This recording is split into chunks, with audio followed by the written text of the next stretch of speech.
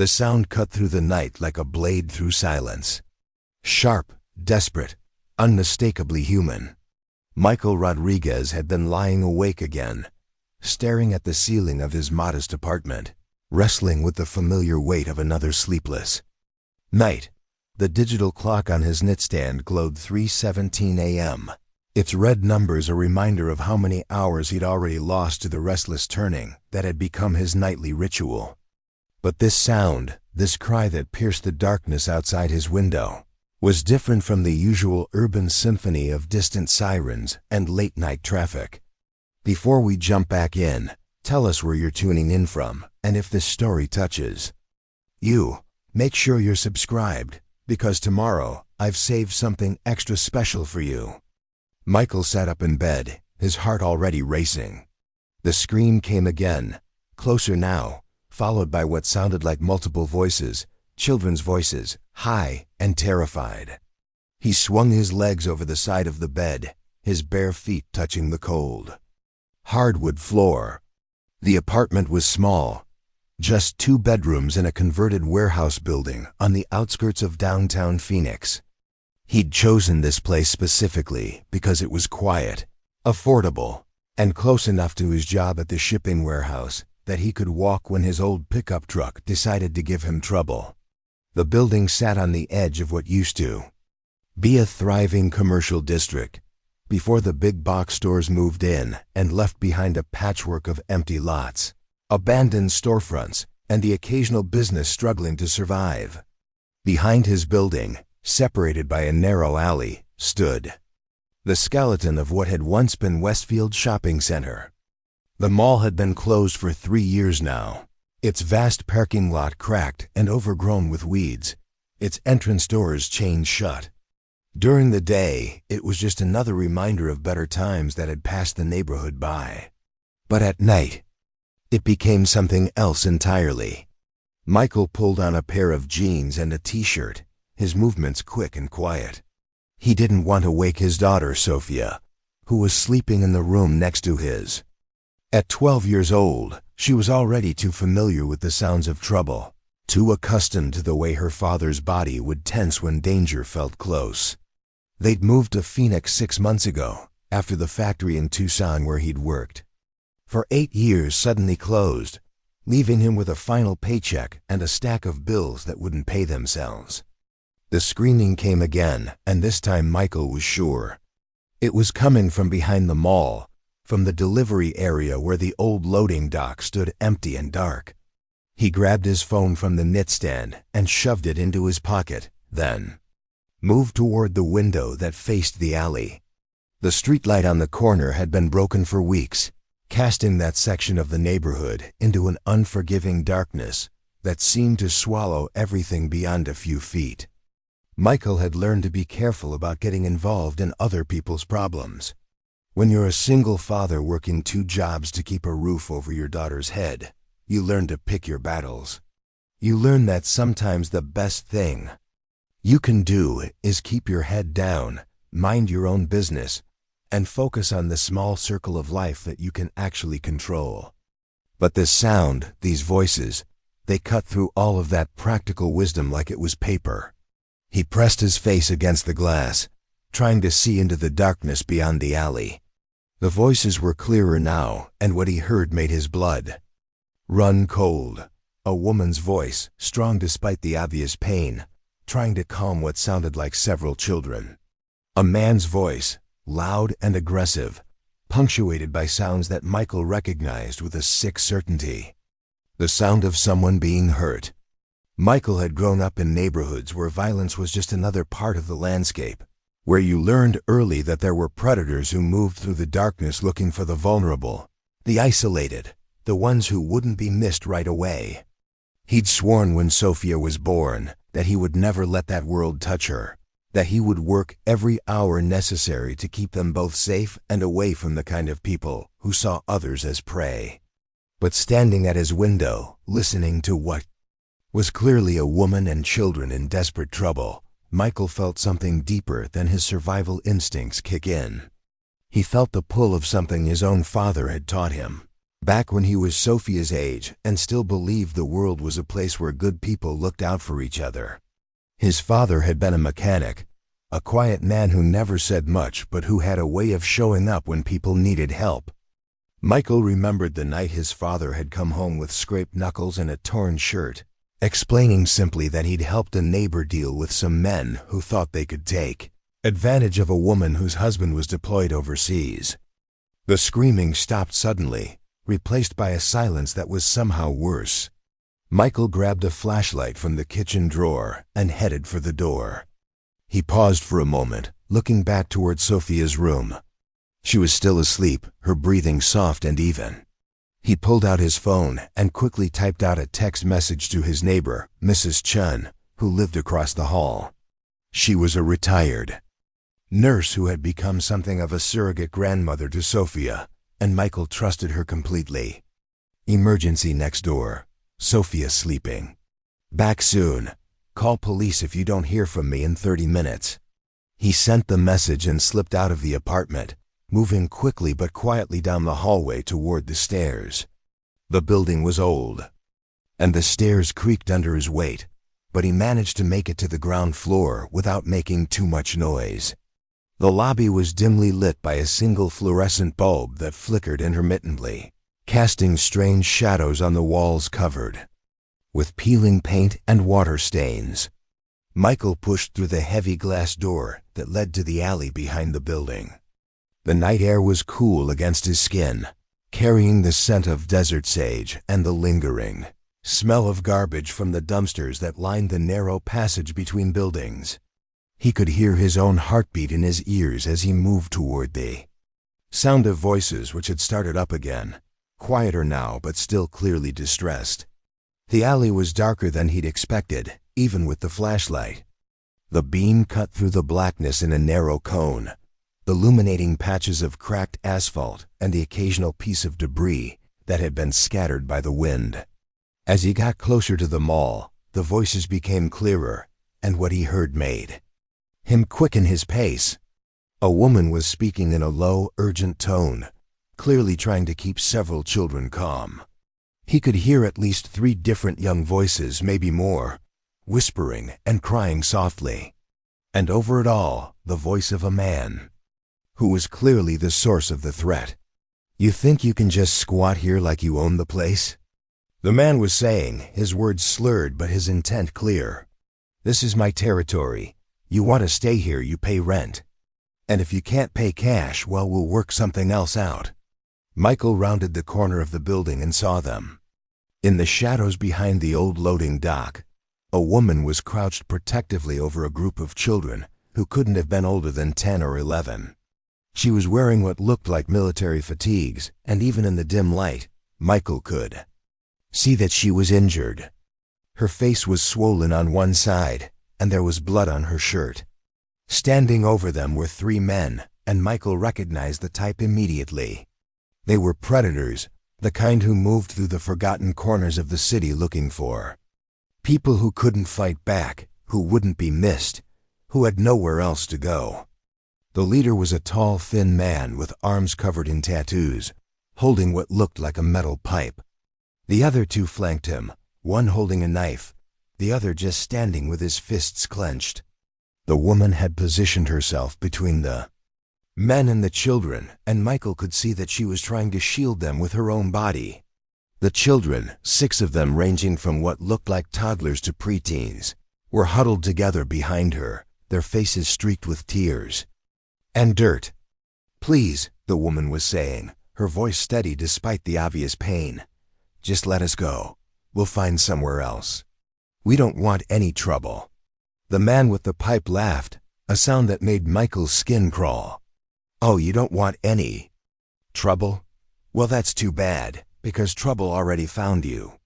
You've been camping out here for 3 days, eating our food, using our space.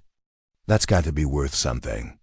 Michael felt a surge of anger that was almost physical in its intensity. He'd seen this before, the way predators talked to their victims, the way they created debts that couldn't be paid and obligations that couldn't be met. It was a game designed to trap people who were already vulnerable, to take whatever little they had left and leave them with nothing. He stepped forward, his footsteps deliberate and loud on the cracked asphalt. The beam of his flashlight cut through the darkness, landing squarely on the face of the man with the pipe.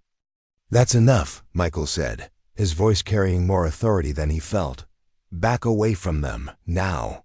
The three men turned toward him, and Michael saw the calculation in their eyes. They were weighing their options, trying to decide if he was worth the trouble. The leader squinted into the flashlight beam, trying to get a better look at Michael. "This ain't your business, friend," the man said, his grip tightening on the pipe. "Just keep walking and nobody gets hurt." Preparing and narrating this story took us a lot of time, so if you are enjoying it, subscribe to our channel. It means a lot to us. Now back to the story. Michael took another step forward, close enough now that he could see the woman's face clearly. She was younger than he'd expected, maybe early 30s, with short dark hair and intelligent eyes that held a mixture of fear and determination. There was something about her bearing, even crouched and injured as she was, that spoke of strength and discipline. The children behind her were watching him with wide eyes, hope flickering in their expressions for the first time. "Actually, it is my business," Michael replied, pulling out his phone. "I live in that building right there, and I've already called the police. They're on their way." It was a lie, but it was a good lie, and Michael delivered it with enough confidence that the three men exchanged uncertain glances. The leader took a step back, his bravado wavering slightly. "You're bluffing," he said, but there was less conviction in his voice now. Michael held up his phone, the screen glowing in the darkness. "Phoenix PD, non-emergency line. They said they'd have a patrol car here in about 5 minutes. That was 3 minutes ago." The woman looked up at him, and Michael saw something pass across her face, a flicker of recognition or understanding. She was reading him, trying to figure out if he was another threat or if he was really trying to help. "Look," Michael continued, addressing the three men but keeping his voice calm and reasonable. "Whatever this is about, whatever you think, these people owe you. It's not worth catching assault charges. The police are coming, and when they get here, they're going to want to know why a woman and 6 children are beaten up behind an abandoned mall. How do you think that's going to look?" The man with the knife shifted nervously. "Maybe we should go, Tony. This is getting complicated." Tony, the leader, stared at Michael for a long moment, clearly weighing his options. Finally, he spat on the ground and lowered the pipe. "This ain't over," he said, pointing the pipe at the woman. "You can't stay here forever, and your new friend can't watch you every night. We'll be back." He turned and walked away, his 2 companions following. Michael watched them disappear into the darkness, then turned his attention to the woman. "And children, are you okay?" he asked, moving closer but keeping his distance so as not to frighten the children. The woman struggled to her feet, wincing as she did. "We're alive," she said simply. "Thank you. I don't know what would have happened if you hadn't shown up." Michael looked at the children, taking in their condition. They were dirty and obviously hungry, their clothes worn and patched. But they were alert and responsive, clustering around the woman like she was their anchor in a dangerous world. "Are these all your children?" he asked. The woman hesitated for a moment, then nodded. "Yes, all 6 of them." There was something in her tone that suggested there was more to the story, but Michael didn't push. "You can't stay here," he said, stating the obvious. "Those men will be back, and next time they might bring more people with them." "I know," the woman replied, "but we don't have anywhere else to go. The shelters are full, and the waiting lists are months long. We've been staying in different places, trying to stay out of sight, but it's getting harder." Michael looked at the children again, really looked at them. The youngest couldn't have been more than 3 or 4, a little girl with curly hair who was clutching a stuffed animal that had seen better days.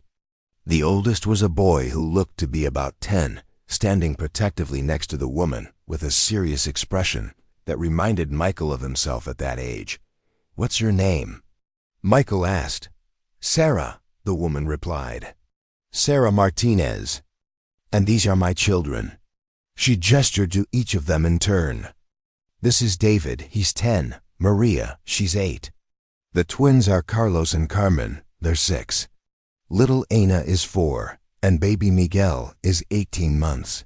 Michael did the math quickly. 6 children, ranging from toddler to preteen, all depending on this woman who was clearly at the end of her rope. He thought about Sophia, sleeping safely in her bed just a few hundred yards away, and felt a stab of guilt at the contrast. "I'm Michael," he said. "Michael Rodriguez. I live in that building over there." Sarah nodded, shifting little Ana to her other hip. "Thank you for helping us, Michael, really, but we'll figure something out. We always do." Michael looked around. The abandoned loading dock, taking in the makeshift camp they'd created. There were a few blankets spread on the ground, some plastic bags that obviously contained their few possessions, and the remains of what looked like a small fire that had been carefully contained in a metal drum. "How long have you been living like this?" he asked. Sarah was quiet for a moment. 3 months, she said finally. "We had an apartment, but I lost my job when the base closed. Couldn't make rent, got evicted. Been moving around ever since, trying to find something stable." "Base?" Michael asked. "You're military?" Sarah straightened slightly, and Michael saw a flash of pride in her eyes. "Army, Sergeant First Class Sarah Martinez, 82nd Airborne. Just finished my 2nd deployment to Afghanistan 6 months ago." Michael felt something shift in his chest. This wasn't just a woman in trouble. This was a soldier, someone who had served her country, who had risked her life for people she'd never met. And now she was living behind an abandoned mall with 6 children, trying to avoid predators who wanted to take advantage of their desperation. "Jesus," he said quietly, "I'm sorry. This is wrong. This is completely wrong." Sarah shrugged, but Michael could see the pain in her eyes. "It is what it is. The system isn't set up to help people like us. Too many kids, not enough resources. We fall through the cracks." "No," Michael said firmly. "You don't fall through the cracks. Someone pushes you through them." He looked at the children again, then made a decision that surprised him with. "It's clarity. You can't stay here tonight. Those men will be back, and next time they might have weapons. I have a couch in my apartment. It's not much, but it's safe, and it's warm."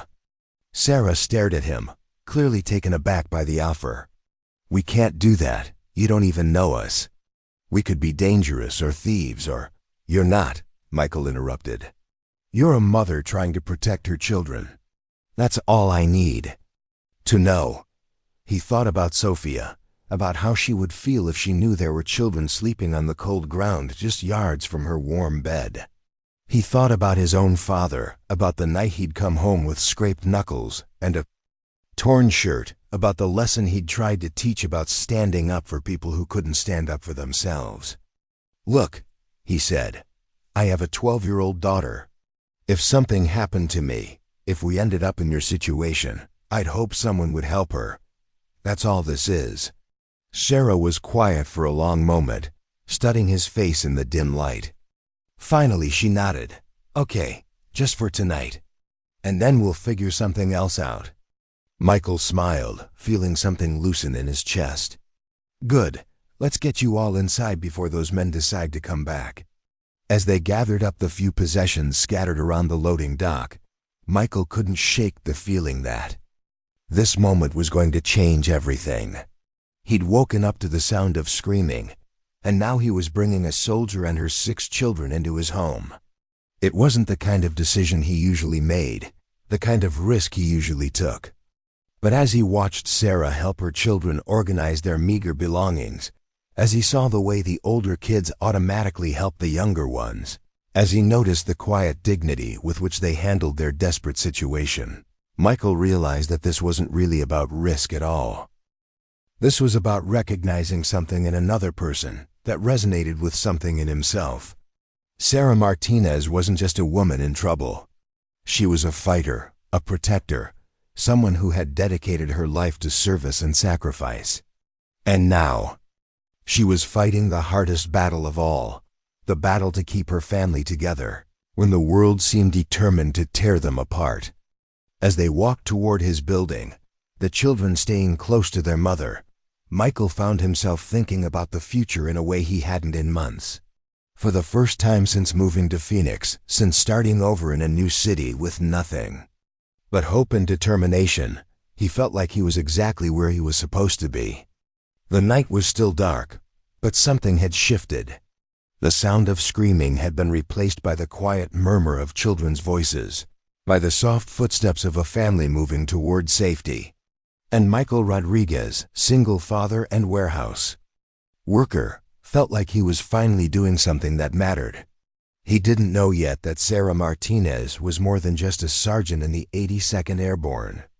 He didn't know about the medals, the commendations, the classified missions that had made her a legend in certain circles. He didn't know that helping her would put him at the center of a story that would challenge everything he thought he knew about service, sacrifice, and the price of doing the right thing. All he knew was that a woman and 6 children had been in danger, and he had been able to help. Everything else would come later, in waves of revelation and consequence that would transform not just his life, but the lives of everyone around him. For now, though, it was enough to walk through the darkness toward home, leading a family that had almost lost everything toward a place where they could be safe, at least for one night. The screaming had stopped, replaced by something much more powerful. The sound of people taking care of each other, of strangers becoming family, of hope refusing to surrender to despair. As they reached the entrance to his building, Michael looked back toward the abandoned mall, now quiet and empty in the darkness. Tomorrow would bring new challenges, new decisions, new risks. But tonight, he had done what his father had taught him to do. He had shown up when someone needed help. He had stood between the predators and the prey.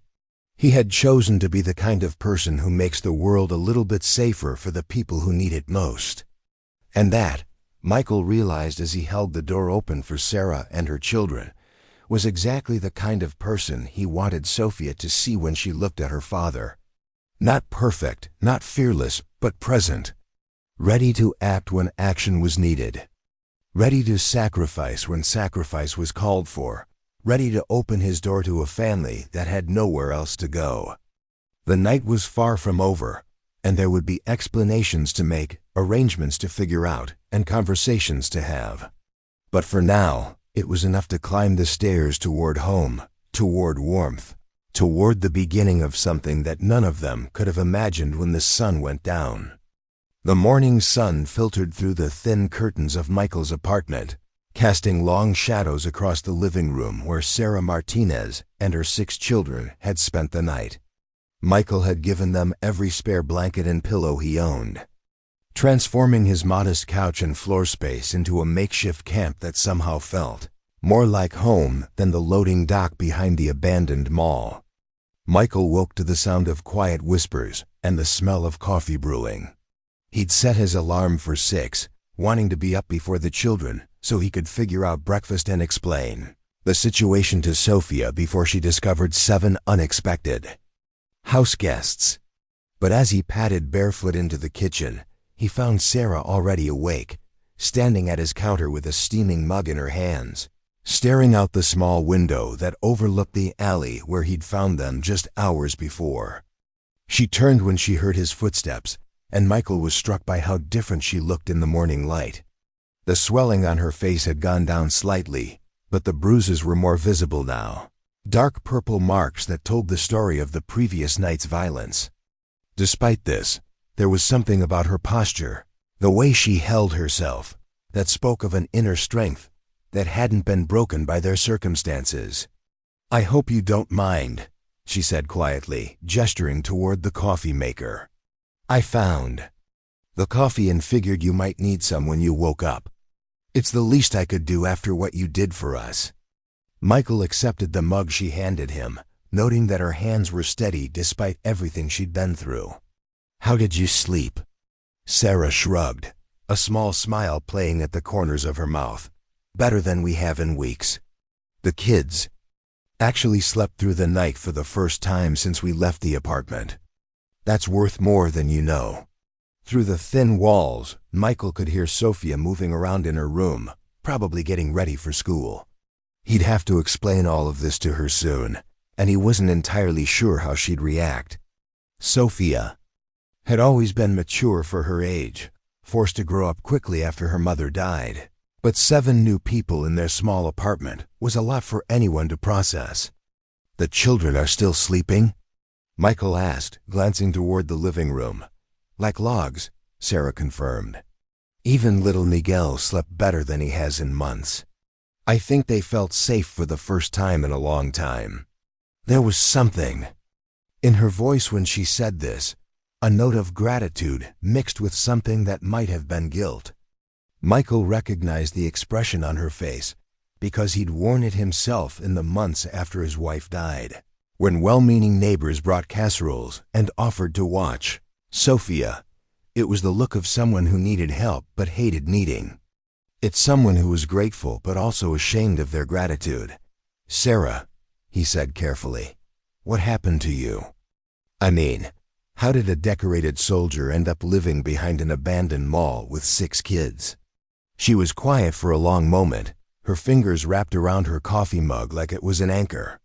When she finally spoke, her voice was measured, controlled, like she was giving a report rather than telling her story. "I enlisted when I was 18, she began. "Grew up in foster care, aged out of the system, and the Army seemed like the best option for someone with no family and no money for college. Turned out I was good at it. Really good. Made sergeant by 22, staff sergeant by 25. Did 3 deployments, earned some commendations, thought I was building a career." She paused, taking a sip of coffee. "The children aren't all mine biologically. David and Maria are mine from my first marriage. The father took off when David was 2 and Maria was a baby. Couldn't handle military life, said he didn't sign up to be a single parent while I was deployed." Michael nodded, understanding more than she might have expected. He'd seen it before. Relationships that couldn't survive the strain of military service. Families torn apart by the demands of duty and the reality of separation. "The twins, Carlos and Carmen, they're my sister's kids. She died in a car accident 3 years ago, and there was nobody else to take them. Ana is from my second marriage, which lasted about as long as you'd expect when you're trying to blend a family while dealing with PTSD and multiple deployments. And Miguel." She looked toward the living room where the baby was still sleeping. "Miguel I found?" Michael asked. Sarah's expression darkened. "Last deployment in Afghanistan. We were doing a humanitarian mission in a village that had been hit by Taliban fighters. Most of the adults were dead or fled, and there were children everywhere with nowhere to go. Miguel's parents were killed in the fighting, and the local authorities couldn't handle all the orphans. I put in the paperwork to adopt him, brought him home when I rotated back." Michael felt something tighten in his chest. "So you've been raising 6 children while serving in the Army?" "I was," Sarah said, "until 6 months ago, when they closed Fort Huachuca and started transferring everyone out. I was supposed to go to Fort Bragg, but they wouldn't guarantee family housing for 7 people. Said I could go single and figure out arrangements for the kids, or I could take a discharge and handle it myself." The pieces were starting to fall into place for Michael. "You chose the discharge. I chose my family," Sarah said firmly. "I've served my country for 15 years, but these kids have nobody else. I couldn't split them up, couldn't leave them behind. So I took the discharge, cashed in my savings, and tried to start over. But it didn't work out." Sarah laughed, but there was no humor in it. "Turns out the job market isn't great for former soldiers with no college degree and 6 dependents. I found work at a warehouse outside Tucson. But the pay was barely enough to cover rent, and when the company downsized, I was one of the first to go. Used up my savings trying to keep the apartment, but eventually we got evicted. She gestured toward the living room. We've been homeless for 3 months. Staying in shelters when we could get space, camping when we couldn't. The kids have been troopers about it, but it's been hard on all of us. Michael was quiet for a moment, processing everything she'd told him. Here was a woman who had dedicated her life to service, who had earned medals and commendations protecting her country, who had opened her home to orphaned children from a war zone, and who had sacrificed her career to keep her family together. And she was living behind an abandoned mall, being threatened by thugs who saw her desperation as an opportunity. "Have you applied for benefits?" he asked. "VA assistance, housing support, anything like that?" Sarah's expression grew frustrated. "I've applied for everything. VA disability is tied up in paperwork, could take years to process. Housing assistance has a waiting list that's longer than my Army service record. Food stamps help, but they don't pay rent. And everywhere I go, they see 6 kids and assume I'm gaming the system somehow." "That's insane," Michael said. "You served your country. You should be getting help, not sleeping behind a mall." "Should be and is are 2 different things," Sarah replied. "The system is overwhelmed, understaffed, and underfunded. And families like mine, we're complicated. Too many kids for most programs, too much need for the resources available. We fall through the cracks." Before Michael could respond, he heard Sophia's bedroom door open. A moment later, his daughter appeared in the kitchen doorway, still in her pajamas, her dark hair messy from sleep. She stopped when she saw Sarah, taking in the stranger in their kitchen with the curious but cautious expression that had become her default when encountering new people. "Dad," Sophia said, looking between Michael and Sarah. "Who is this?" Michael set down his coffee mug and moved toward his daughter. "Sophia, this is Sarah. She and her children needed a place to stay last night, so I invited them to sleep on our couch." Sophia's eyes widened slightly. "Children? How many children?" "6, Sarah said gently, stepping forward. "I'm sorry if we woke you." We tried to be quiet. Sophia looked toward the living room, where she could now see several small forms still sleeping under blankets on the floor. "6 kids? All yours?" "They are now," Sarah replied simply. Sophia studied Sarah's face, taking in the bruises and the tired eyes. Despite being only 12, she had developed an intuitive understanding of adult situations that sometimes surprised Michael with its maturity. "Are you okay?" Sophia asked. "You look hurt." "I'm fine," Sarah said. "Just a little banged up. Your father helped us when we were in trouble last night." Sophia nodded, accepting this explanation with the pragmatic wisdom of a child who had learned that sometimes adults needed help just like kids did. "Are you staying for breakfast?" "Dad makes really good pancakes on Sundays." Michael realized with a start that it was Sunday. In the chaos of the previous night, he'd lost track of what day it was. Sunday was usually their day together, their time to sleep in and make breakfast and talk about the week ahead. "I'm sure Sarah and her family need to figure out their next steps," Michael said, though even as he said it, he wasn't sure what those next steps could be. He couldn't very well send them back to the loading dock, not after what had happened. Sarah seemed to read his thoughts. "We should probably get moving soon. We don't want to impose any more than we already have." "Where will you go?" Sophia asked with the directness that only children could manage. Sarah hesitated. "We'll figure something out. We always do." Sophia looked at her father, then back at Sarah. "Can't they stay for breakfast at least? I mean, if you have 6 kids, you probably need a good meal." Michael felt a surge of pride at his daughter's compassion, mixed with a growing certainty that he couldn't just let this family walk back into danger. Sophia's right. You should at least have breakfast before you figure out your next move. As if summoned by the mention of food, sounds began emerging from the living room. Quiet voices, the rustle of blankets, the soft padding of small feet on hardwood floors. A moment later, the oldest boy appeared in the kitchen doorway, his dark hair sticking up at odd angles, his serious eyes taking in the unfamiliar surroundings. "Mom," he said quietly. "It's okay, David," Sarah said. "This is Michael and his daughter Sophia. They're the ones who helped us last night." David nodded politely to Michael and Sophia, then moved to stand next to his mother. Within minutes, the rest of the children had awakened and gravitated toward the kitchen, clustering around Sarah like planets around the sun.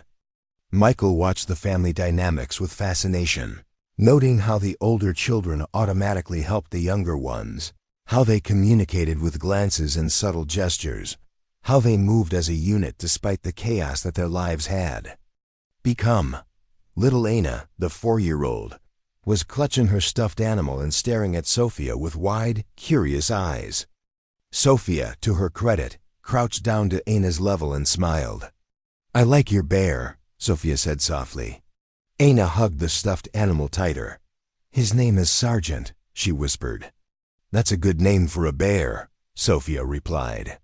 "He looks very brave." Michael felt something shift in his chest as he watched his daughter interact with the little girl. Sophia had always been good with younger children, probably because she'd been forced to grow up so fast herself. But there was something particularly gentle about the way she spoke to Aina, something that suggested she understood what it meant to be scared and far from home. "Okay," Michael said, clapping his hands together. "Pancakes it is. Sophia, can you help me get everything set up?" What followed was controlled chaos. Michael's small kitchen wasn't designed to accommodate 9 people, but somehow they made it work. Sarah insisted on helping despite Michael's protests, and soon they had an assembly line going. Michael mixing batter and manning the griddle, Sarah cutting fruit and setting the table, Sophia entertaining the younger children and helping them wash their hands. The twins, Carlos and Carmen, were fascinated by Sophia's tablet, and she showed them educational games while keeping one eye on baby Miguel, who was crawling around the living room with the determined exploration of a toddler who had found new territory to investigate. Maria, the 8-year-old, was quieter than her siblings, staying close to her mother and watching everything with serious eyes that reminded Michael of Sarah's military bearing.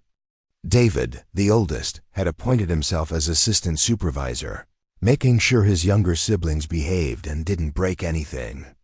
As they sat around Michael's small dining table, which barely accommodated everyone, Michael found himself studying the family dynamics more closely. Despite everything they'd been through, despite the trauma and uncertainty and fear, there was something unbreakably strong about the bonds between these children and their mother. They moved as a unit, supported each other instinctively, and showed a resilience that spoke to both Sarah's leadership and their shared experience of survival. "So what do you do, Michael?" Sarah asked as they ate. "Besides rescue families from behind abandoned malls." Michael smiled. "I work at a shipping warehouse downtown. Loading trucks, managing inventory, that sort of thing. It's not glamorous, but it pays the bills." "Dad's really good at fixing things too," Sophia added. "He fixes cars for our neighbors." "Sometimes." "Mechanical work?" Sarah asked with interest. "Some," Michael replied. "I learned basic mechanics in high school, picked up more over the years. Helps to have skills when money's tight." Sarah nodded understanding. "I know something about that. Army taught me a lot of practical skills, but not many of them translate to civilian jobs." "What kind of skills?" Sophia asked. Sarah considered the question. "Well, I can field strip and reassemble most small arms blindfolded. I can navigate using stars and a compass. I can treat battlefield injuries, organize supply chains, and lead people under pressure. But apparently none of that qualifies me to work in customer service at a retail store." Michael heard the frustration in her voice, the bitterness of someone who had given everything to serve her country, only to find that her service counted for little in the civilian world. That's not true, he said. Those are leadership skills. Management skills. Any company would be lucky to have someone with your background. Tell that to the hiring managers who see veteran with 6 kids on my application and suddenly don't have any openings, Sarah replied. The conversation was interrupted by a knock at the door. Michael felt his stomach drop, immediately thinking of the 3 men from the night before. Had they somehow tracked the family here? Were they back for revenge? He moved toward the door cautiously, looking through the peephole. Instead of threatening strangers, he saw Mrs. Chun from across the hall, holding a covered dish and looking concerned. Michael opened the door, and Mrs. Chun immediately began speaking in rapid Mandarin before switching to English. Michael, I got your message last night. Is everything okay? I brought soup. Everything's fine, Mrs. Chun. Thank you for checking. Michael glanced back toward the dining room, where Sarah and the children were watching the interaction with alert curiosity. We have some house guests who needed help. Mrs. Chun peered past him into the apartment, her eyes widening when she saw the number of people around his table. Oh my, that's quite a few guests. It's temporary, Michael said quickly. They just needed a safe place to stay. Mrs. Chun studied his face with the sharp intelligence of a woman who had raised 5 children and worked as a nurse for 40 years. Temporary can become permanent very quickly when children are involved, she said quietly. Are you prepared for that? The question caught Michael off guard. He hadn't really thought beyond getting Sarah and her family through the night, but Mrs. Chun was right. Where would they go from here? Back to the loading dock? To another abandoned building where they'd be vulnerable to predators and weather? I don't know, he admitted. I'm just trying to help. Mrs. Chun nodded approvingly. Good. Help is what the world needs more of. She pressed the covered dish into his hands. Egg drop soup. Good for children, very nutritious. There's enough for everyone. After Mrs. Chun left, Michael returned to the dining room carrying the soup. Sarah looked at him with a question in her eyes. Neighbor, he explained. She heard. I had guests and brought food. People still do that? David asked with surprise. Good people do, Sophia replied matter-of-factly. Mrs. Chun does it all the time. When Dad was sick last winter, she brought us dinner every night for a week. As they finished breakfast, Michael found himself watching the clock. It was approaching noon, and he knew that eventually they'd have to discuss what happened next.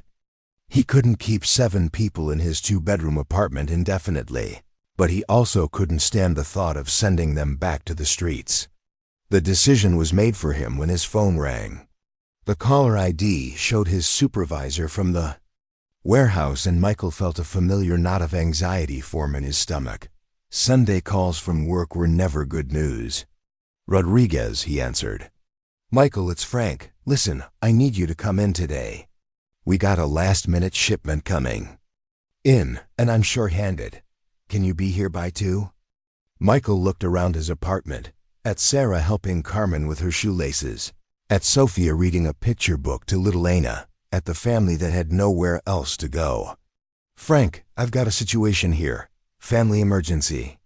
Is there any way someone else can cover? Sorry, man, it's you or nobody. And with the way things have been around here, nobody isn't really an option. You know what I mean? Michael knew exactly what he meant. The warehouse had been cutting shifts and laying people off for months. Missing work, even for a legitimate emergency, could be the excuse they needed to let him go. I'll be there, he said finally. After he hung up, Sarah looked at him with understanding. You have to work. Yeah, I'm sorry. I know the timing is terrible. Don't apologize, Sarah said firmly. You've already done more for us than anyone had a right to expect. We'll figure something out. But Michael could see the fear in her eyes, the uncertainty about where they would go and what they would do. He thought about the 3 men from the night before, about their threat to return, About Sarah and her children wandering the streets looking for another place to hide. "Actually," he said slowly, an idea forming, "what if you stayed here while I'm at work, just for today? Until we can figure out a better plan." Sarah started to shake her head. "Michael, we can't keep imposing on you like this." "You're not imposing. You're accepting help from someone who wants to give it." He looked around the room at the children, at Sophia, who was clearly enjoying having other kids around, at the family that had somehow made his small apartment feel more like home than it had in months. "Besides," he added, "Sophia could use the company, and honestly, I'd feel better knowing you were all somewhere safe." Sarah studied his face, looking for signs of reluctance or obligation. Whatever she saw there seemed to satisfy her, because she nodded slowly. "Just for today," she said, "while you're at work. And then we'll figure out something else." As Michael got ready for his shift, he found himself thinking about the strange turns life could take. 24 hours ago, his biggest concern had been making it through another week at the warehouse and helping Sophia with her science project. Now he was responsible for the safety of 8 people, involved in a situation that could complicate his life in ways he couldn't even imagine. But as he looked around his apartment one more time before leaving, at Sarah helping his daughter with homework while her own children played quietly nearby, Michael realized that complicated didn't necessarily mean bad. Sometimes complicated just meant that life was asking you to be more than you thought you could be. He grabbed his work keys and headed for the door, leaving behind a scene that looked remarkably like a family gathering. As he walked to his truck, Michael couldn't shake the feeling that everything was about to change, that the simple act of opening his door to strangers was going to reshape his life in ways he couldn't predict. The sun was bright overhead, the desert air already warming toward another hot Phoenix afternoon. Somewhere across the city, in boardrooms and offices he'd never seen, decisions were being made that would affect his future and the futures of the people he'd left in his apartment. But Michael didn't know about any of that yet. All he knew was that for the first time in months, his apartment had felt alive with voices and laughter and the comfortable chaos of children. All he knew was that Sarah Martinez was a soldier who deserved better than sleeping behind an abandoned mall. All he knew was that sometimes doing the right thing meant accepting complications you never asked for. As he drove toward the warehouse, Michael found himself hoping that whatever came next, he'd be strong enough to handle it. Because something told him that this was just the beginning of a story that would test everything he thought he knew about family, sacrifice, and the price of caring about people who needed someone to care about them. The radio played softly as he navigated the familiar streets toward work, but Michael barely heard it. His mind was back in his apartment, with a decorated soldier and her 6 children who had somehow found their way into his life, and made him remember what it felt like to be part of something bigger than himself. Whatever happened next, he was committed now. There was no going back to the simple life he'd had yesterday, and as he pulled into the warehouse parking lot, Michael realized he didn't want to go back. Sometimes the best changes were the ones you never saw coming, the ones that arrived in the middle of the night disguised as someone else's emergency. Sometimes the most important decisions were the ones you made without thinking, guided by something deeper than logic or self-interest. And sometimes, Michael thought as he clocked in for another shift, the family you were meant to have was the one that found you when you least expected it. The warehouse shift dragged on longer than usual, each hour feeling like 3 as Michael's mind kept drifting back to his apartment. He found himself checking his phone repeatedly, half expecting a text from Sarah saying they'd decided to move on, or worse, that the men from the night before had somehow found them. But his phone remained silent, and the repetitive work of loading trucks and organizing inventory did little to quiet his racing thoughts. Frank Morrison, his supervisor, noticed his distraction during the afternoon break. "You okay, Rodriguez? You seem off today." Michael wiped sweat from his forehead with the back of his work glove. "Just tired. Didn't sleep much last night. Family emergency, you said? Frank's tone suggested he was fishing for more information. Something like that. Michael had learned over the years to keep his personal life separate from work. Frank was a decent enough boss, but he was also the type who collected information about his employees like ammunition, using personal details as leverage when it suited him. Well, try to focus. We've got 3 more trucks to unload before we can call it a day. As Michael returned to work, he couldn't shake the feeling that his life was balancing on the edge of a knife. One wrong move, one missed shift, one mistake, and he could lose the job that kept him and Sophia afloat. But walking away from Sarah and her children felt impossible now, like abandoning soldiers on a battlefield. The comparison wasn't lost on him. Sarah was a soldier, had been for 15 years, and now she was fighting a different kind of war. A war against poverty, against a system that seemed designed to fail people like her, against the kind of desperation that forced families to sleep behind abandoned buildings. And Michael had somehow found himself enlisted in that fight, whether he'd intended to or not. By the time his shift ended at 8 o'clock, Michael was exhausted but anxious to get home. The drive through Phoenix's evening traffic felt endless. Every red light an eternity, every slow-moving car an obstacle between him and the answer to the question that had been gnawing at him all day. Would they still be there? As he pulled into the parking lot behind his building, Michael saw a figure sitting on the back steps. For a moment his heart stopped, thinking it might be one of the men from the previous night. But as he got closer, he recognized David, Sarah's 10-year-old son, sitting alone in the fading light. Michael parked and walked over to the boy, who looked up with serious eyes that seemed far too old for his face. "Hey, David, everything okay?" David nodded, but there was something in his expression that suggested otherwise. "Mom sent me out here to watch for you. She wanted to make sure you got home safe. That's thoughtful of her. And you, how was your day?" David shrugged, the universal gesture of childhood indifference, but Michael sensed there was more beneath the surface. "It was okay. Your daughter Sophia is really nice. She helped Carmen with her reading, and she let us watch a movie on her tablet. She's a good kid," Michael agreed. "Takes after her mother in that way. Her mother died?" The question was asked with the straightforward curiosity of childhood, but Michael heard something else in it too. Understanding, maybe. The recognition of loss by someone who had experienced it himself. "Cancer," Michael said simply. 3 years ago." David nodded solemnly. "My dad left when I was little. Mom says he couldn't handle the military life. But I think he just didn't want us anymore." The casual way the boy delivered this statement hit Michael like a physical blow.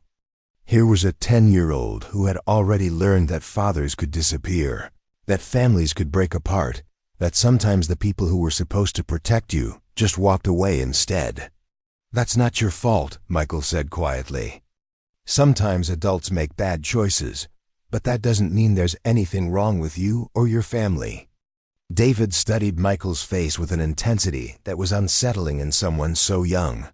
"Mom says you saved us last night." "I just helped a little." "No," David said firmly. "You saved us. Those men, they weren't going to stop. They would have hurt Mom again, and maybe hurt us too. But you came, and you made them leave." The weight of the boy's gratitude was almost overwhelming. Michael had acted on instinct the night before, driven by a sense of right and wrong that didn't allow for much analysis.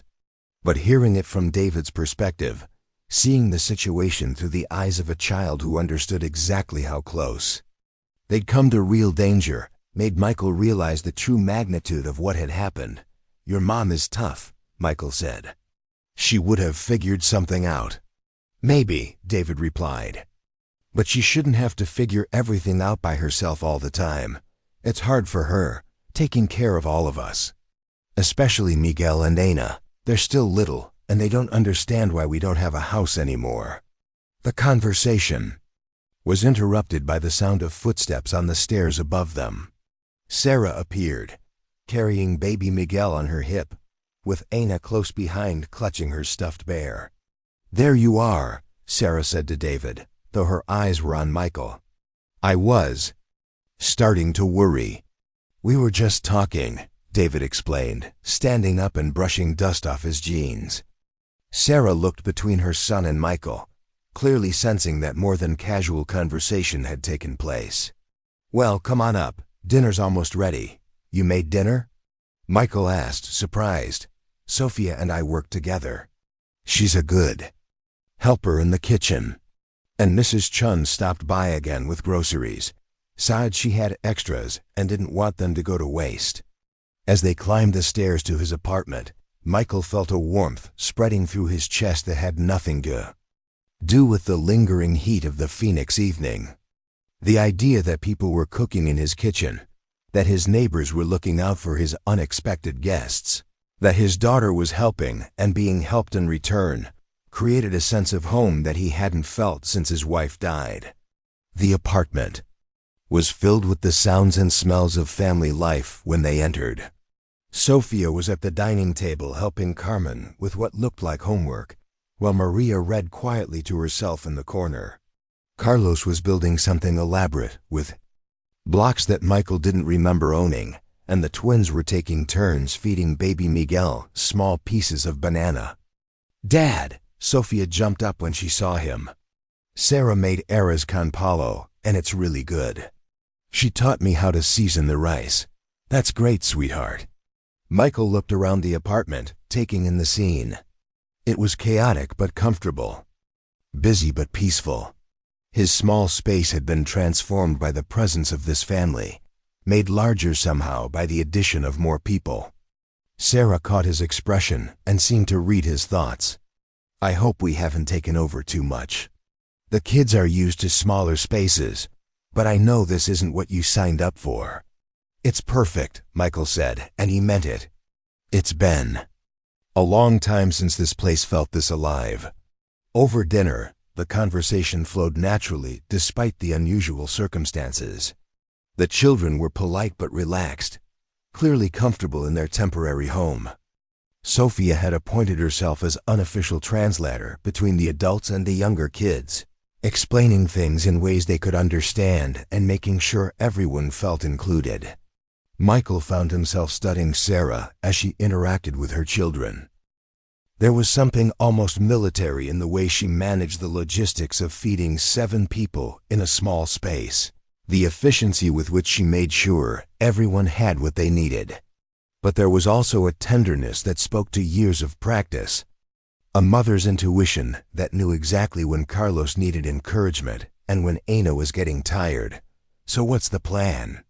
Michael asked after the children had been settled with a movie in the living room. Sarah sighed, her shoulders sagging slightly. "I've been making calls all day. There's a shelter in Glendale that might have space in a few days, but they can't guarantee it. And even if they do, they have a 2-week limit before you have to move on." "What about family?" "Friends? No family to speak of. And most of my army friends are scattered across the country, dealing with their own transitions. Military friendships are strong, but distance makes everything complicated." Michael nodded, understanding more than she might have expected.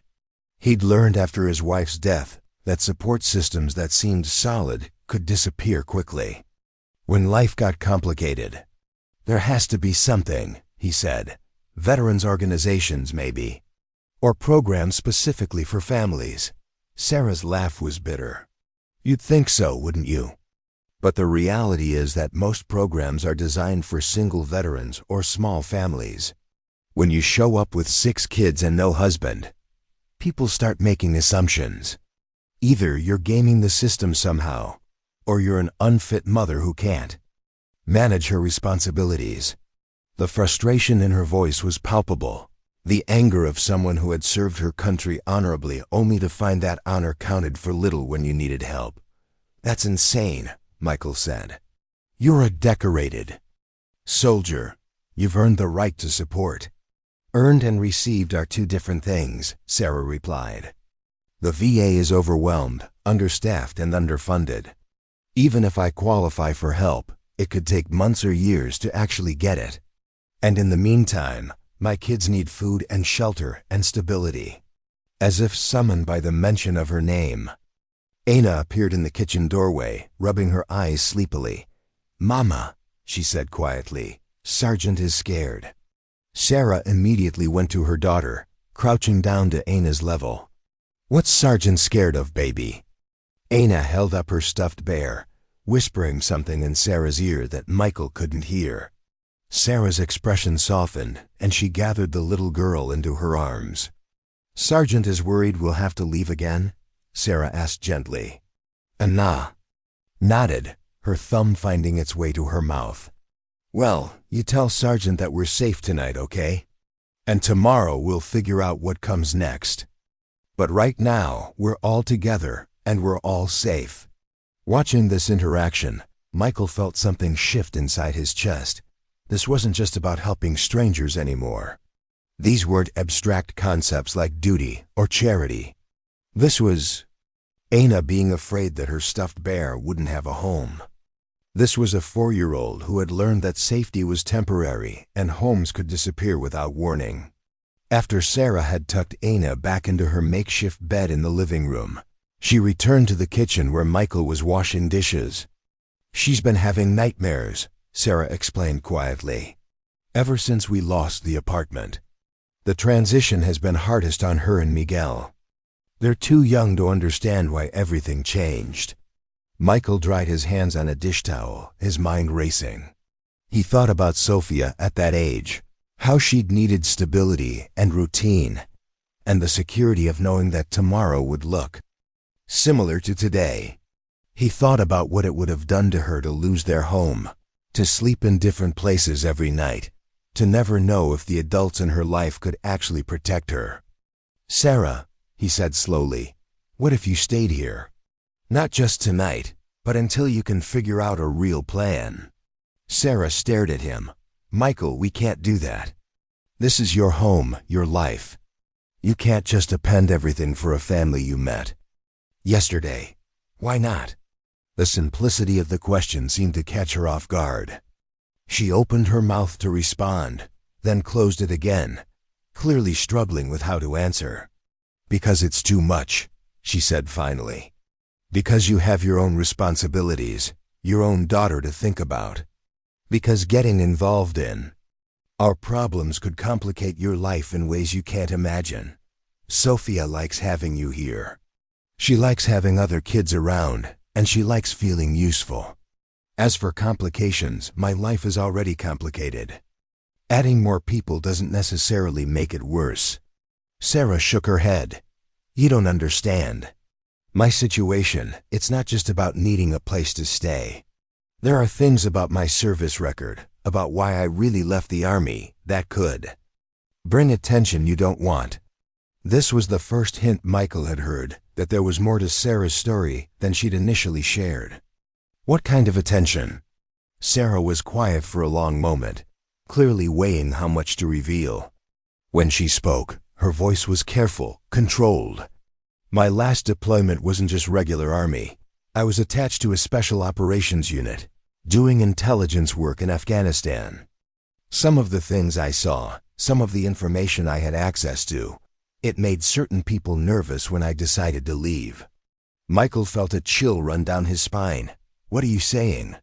"I'm saying that my discharge wasn't entirely voluntary.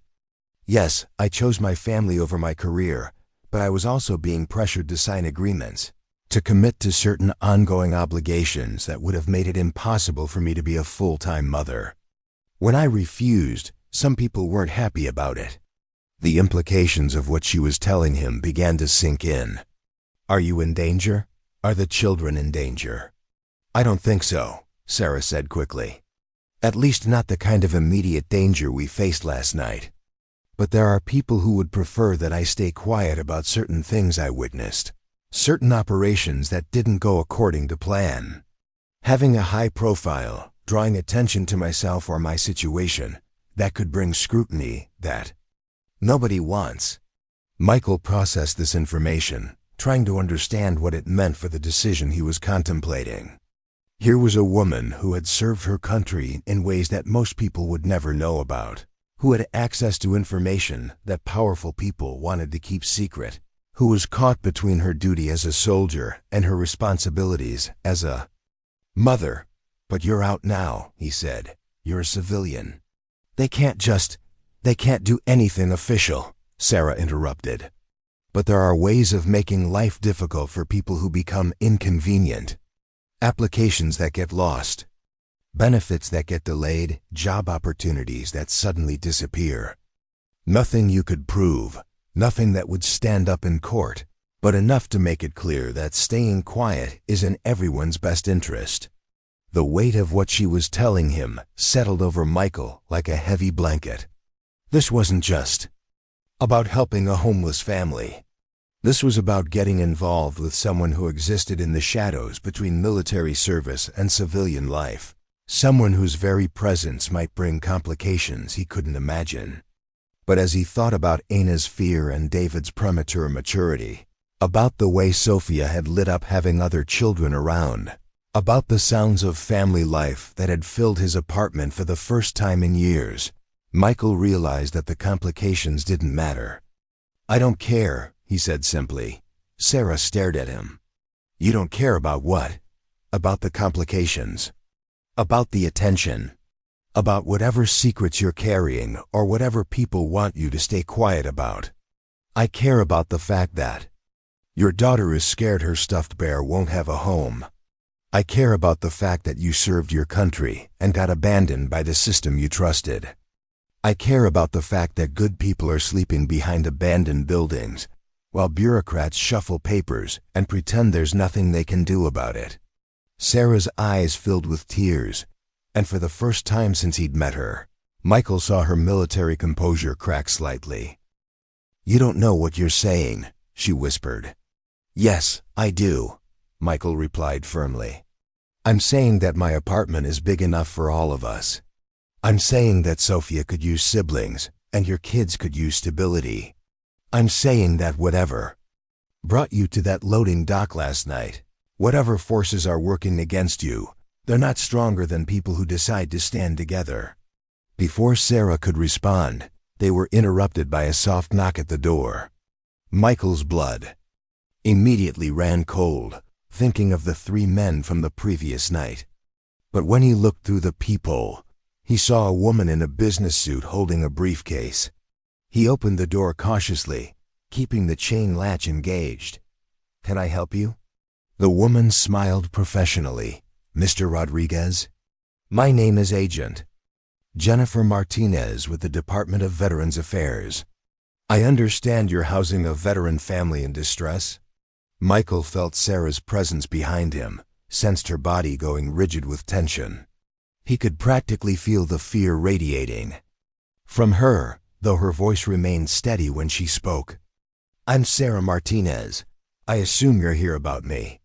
Agent Martinez's smile faltered slightly when she saw Sarah. "Sergeant Martinez, I was hoping we could have a conversation about your current situation." "What kind of conversation?"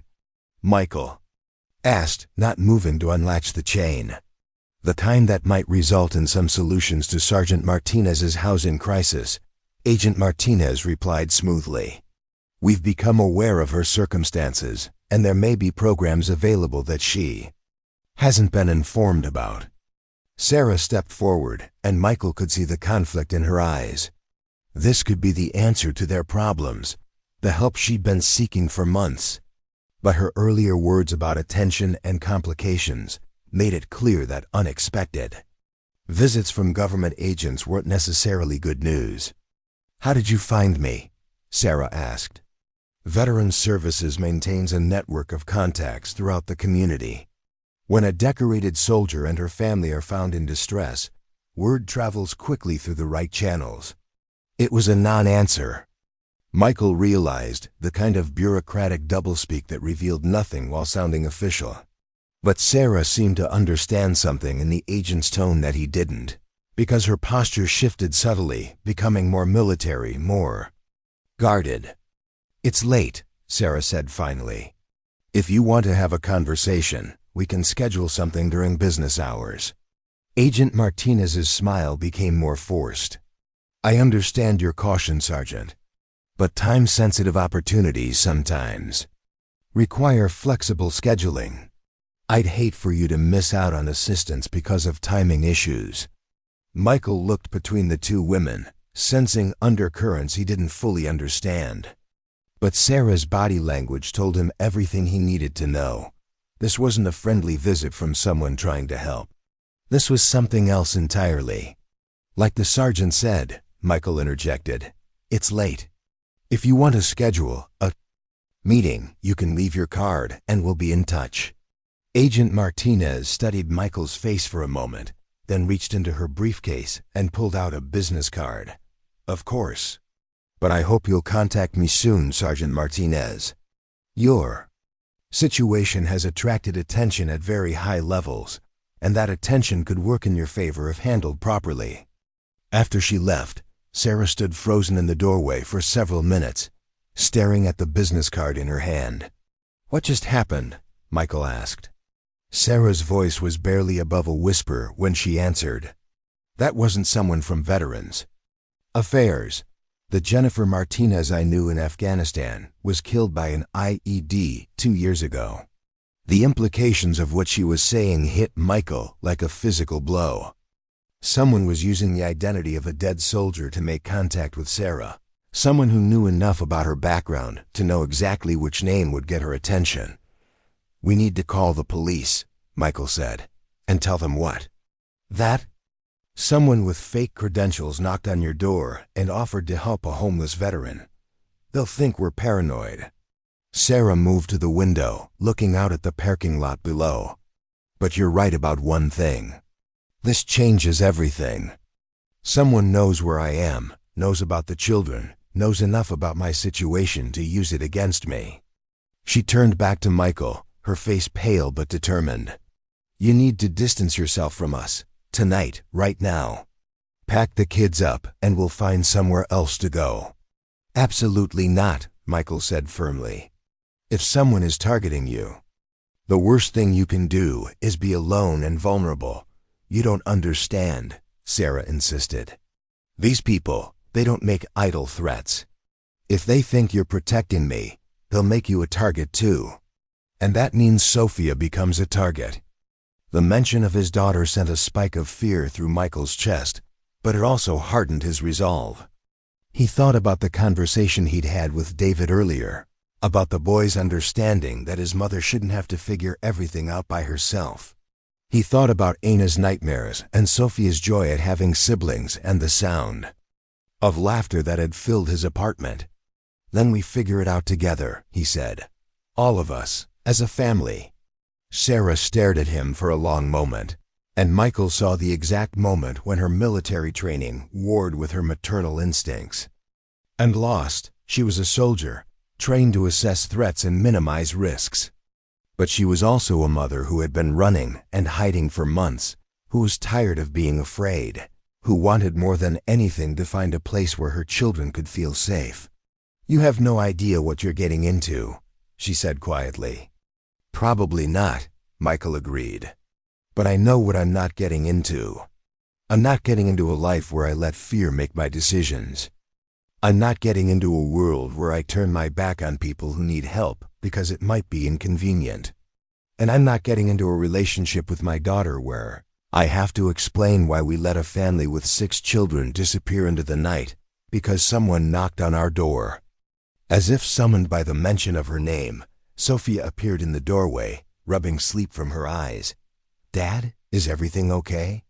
I heard voices. Michael looked at his daughter, then at Sarah, then back at Sophia. In that moment, he saw his future, branching into 2 distinct paths. One led back to the quiet, simple life they'd been living. Just the 2 of them managing their small world and avoiding complications. The other led towards something more complex, more challenging, but also more meaningful. Everything's fine, sweetheart, he said. Sarah and I were just talking about tomorrow. Sophia looked between the 2 adults, clearly sensing the tension. In the room, are they staying? The question hung in the air like a challenge. Michael looked at Sarah, seeing the fear and uncertainty in her eyes, but also seeing something else. Hope, maybe, or faith. The belief that sometimes people showed up when you needed them most, even when trusting them required more courage than you thought you had. Yes, Michael said, making the decision for all of them. They're staying. Sophia smiled and padded back toward her room. Good. Carmen was getting worried that she wouldn't get to finish the book we started. After Sophia disappeared, Sarah and Michael stood in the kitchen, the weight of the decision settling between them.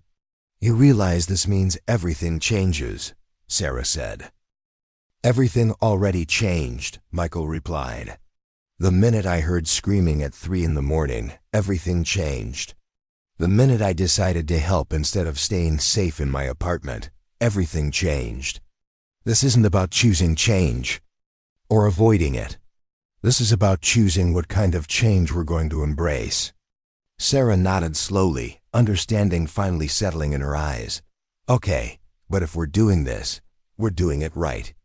No more secrets, no more half-truths. You deserve to know exactly what you're signing up for. Michael poured 2 cups of coffee and sat down at the table. I'm listening. And as Sarah began to tell him the real story of her last deployment, of the operation that had gone wrong and the information she'd uncovered and the people who wanted to make sure she never talked about it, Michael realized that his simple life was officially over. But as he listened to her describe missions in Afghanistan that would never appear in official reports, as he learned about the courage it had taken to choose her children over her career, as he understood finally the full scope of the forces arrayed against her, Michael also realized that simple had been overrated anyway. Sometimes the most important decisions were the ones that led away from safety and towards something more meaningful. Sometimes the best families were the ones that formed around necessity and loyalty rather than biology. And sometimes, Michael thought as Sarah's story unfolded in his kitchen, the most dangerous thing you could do was exactly the right thing to do. Outside, Phoenix slept under a blanket of desert stars, unaware that, in one small apartment, a new kind of family was being born out of courage and stubbornness, and the simple refusal to let fear win. Inside, 7 children slept peacefully for the second night in a row, dreaming of stability and safety, while 2 adults planned a future that neither of them could have imagined just days before. The conversation would continue deep into the Compule night, laying the groundwork for decisions that would ripple through both their lives for years to come. But for now, it was enough to sit across from each other at a small kitchen table, sharing coffee and honesty, building trust one revelation at a time. Tomorrow would bring new challenges, new complications, new tests of their resolve. But tonight, they had found something worth fighting for, each other, and the children who depended on them, and the possibility that families could form around love and loyalty rather than just blood and law. It was a beginning disguised as an ending, a moment of clarity hidden inside uncertainty. And as Sarah's story continued and Michael's understanding deepened, both of them began to realize that sometimes the most important battles were fought not on foreign soil or distant battlefields, but in kitchen tables and living rooms, in the spaces between fear and faith, in the choice to stand together when standing alone would be easier. The night stretched ahead of them, full of conversation and planning and the hard work of building something new from the wreckage of everything they'd lost. But they were ready for it, these 2 unlikely allies, bound together by circumstance and choice, preparing to face whatever came next as a family. The coffee had gone cold hours ago, but neither Michael nor Sarah seemed to notice. They sat across from each other at the small kitchen table, the weight of her revelation settling between them like a third presence in the room. The digital clock on the microwave read 2:47 a.m., but sleep felt impossible now that Michael understood the true scope of what he'd gotten himself into. Sarah's hands were wrapped around her empty mug, her voice steady despite the exhaustion that lined her face. She'd been talking for 3 hours, methodically dismantling every assumption Michael had made about her situation, revealing layer after layer of complexity that made his decision to help seem simultaneously more important and more dangerous. The operation was called Desert Shield, Sarah continued, her military bearing evident even in her fatigue. Officially, it didn't exist. Unofficially, it was a joint intelligence gathering mission between Army Special Operations and the CIA. We were embedded with local Afghan forces, tracking weapons shipments that were supposed to be going to friendly militias, but were somehow ending up in Taliban hands. Michael tried to process what she was telling him. This wasn't just about a soldier who'd fallen through bureaucratic cracks. This was about someone who'd been involved in classified operations, someone who'd witnessed things that powerful people wanted to keep buried. "What did you find?" he asked quietly. Sarah's expression darkened. "We found that the weapons weren't being stolen or diverted. They were being sold by Americans, by people who were supposed to be our allies, our partners in building a stable." Afghanistan. The words hung in the air like an accusation. Michael felt his stomach clench as the implications became clear. "You're talking about American military personnel selling weapons to the enemy?" "I'm talking about a network that included military contractors, CIA operatives, and at least 2 high-ranking officers in the Army chain of command. Millions of dollars in weapons and equipment, sold to the highest bidder without regard for where they ended up or who they'd be used against." Sarah stood and moved to the window, looking out at the darkness beyond. "My unit stumbled onto a meeting between one of our contractors and a known Taliban weapons dealer. We were supposed to be tracking the dealer, but instead we found him negotiating with someone who was supposed to be on our side."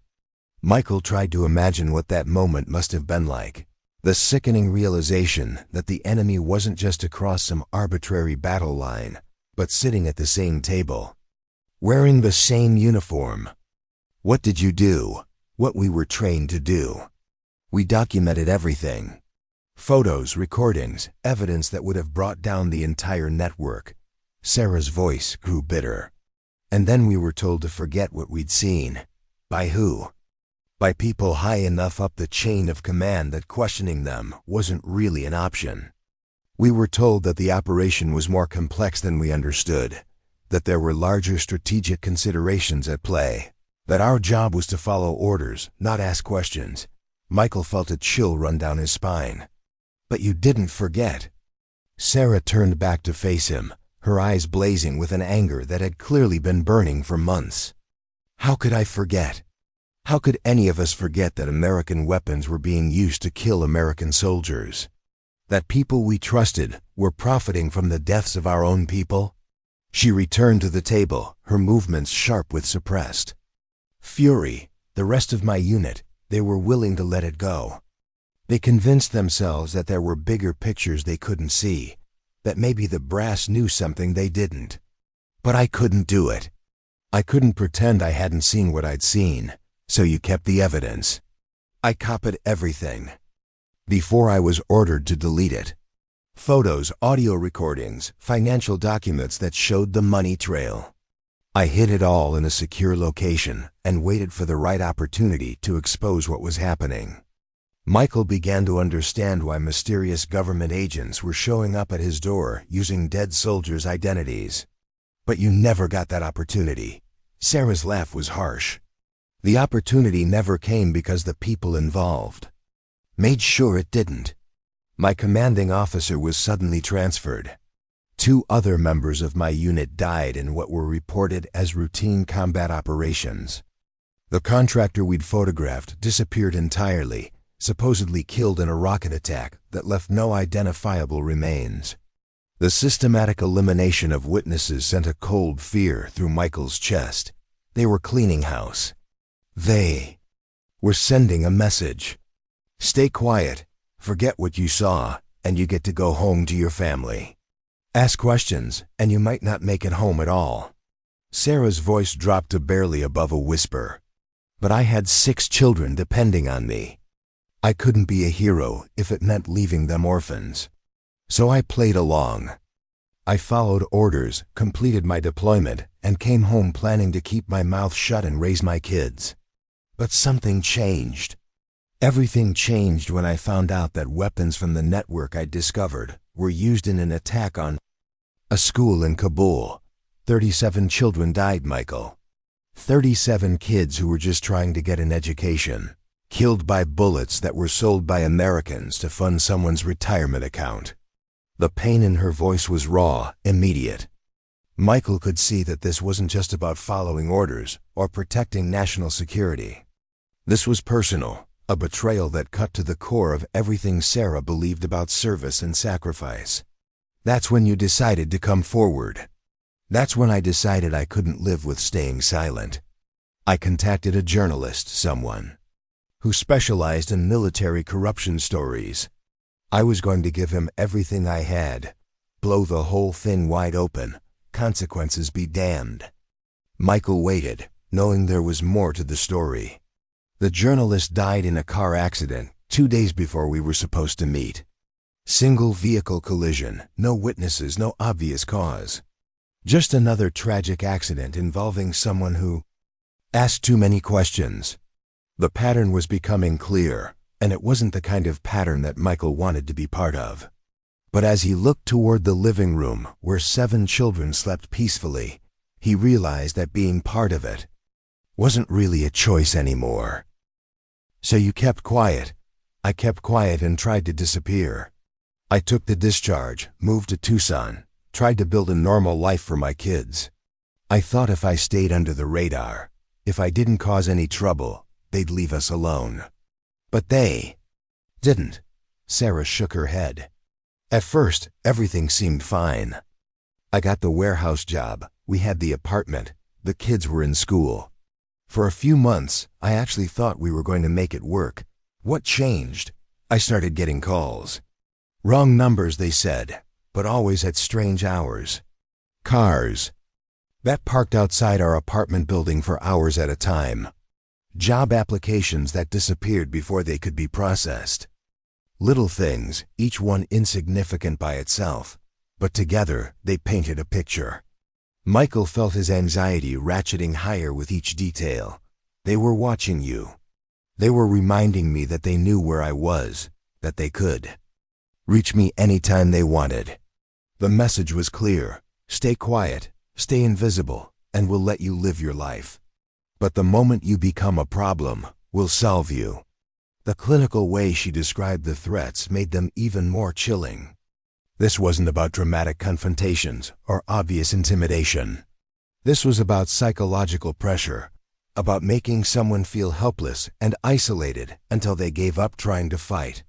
Is that why you lost the job? The job, the apartment, the kids' school records. Everything started falling apart at once, like someone was systematically destroying every connection we had to normal life. And then the eviction notice came, and suddenly we were on the streets with nowhere to go. Michael understood now why Sarah had been so reluctant to accept help, why she'd been suspicious of his offer to let them stay. She'd learned that connections could be weapons, that caring about people made them targets. But you still have the evidence. Sarah nodded. Slowly, hidden where no one will find it unless something happens to me. And that's why fake government agents are showing up at your door, Michael. They want that evidence, and they're willing to use my children to get it. The full scope of the danger was finally clear. This wasn't just about helping a homeless family. This was about standing between a decorated soldier and the people who wanted to silence her permanently. What does the evidence prove exactly? Names, dates, financial records, photographs. Everything you'd need to prosecute a conspiracy that reaches into the highest levels of military command. People who are probably generals by now, contractors, who've been awarded billions in new defense contracts, CIA operatives who've moved on to cushy private sector jobs. Sarah's eyes met his across the table. It's the kind of evidence that could bring down administrations, that could expose decades of corruption and war profiteering. It's also the kind of evidence that people kill to protect. Michael sat back in his chair, trying to absorb the magnitude of what she was telling him.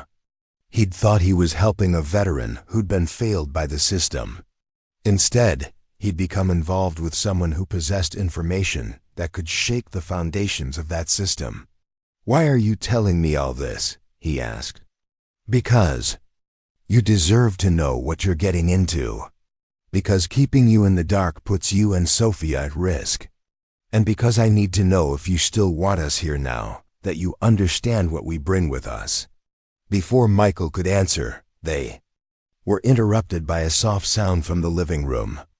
Anna appeared in the doorway, clutching her stuffed bear, her eyes wide with the disorientation of a child woken from deep sleep.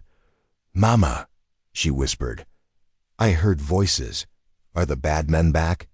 Sarah immediately went to her daughter, scooping her up with the practiced ease of a mother who'd comforted frightened children countless times before. "No, baby, no bad men, just grown-up talk. Michael and I were having a conversation." Anna looked over her mother's shoulder at Michael, studying his face with the serious intensity that seemed to run in the family.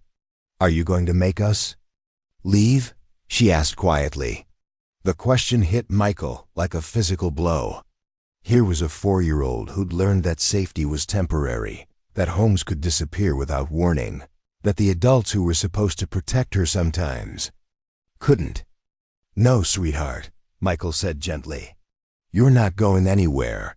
This is your home now." Anna's face lit up with a smile that transformed her entire expression. "Really? Can Sergeant have his own bed?"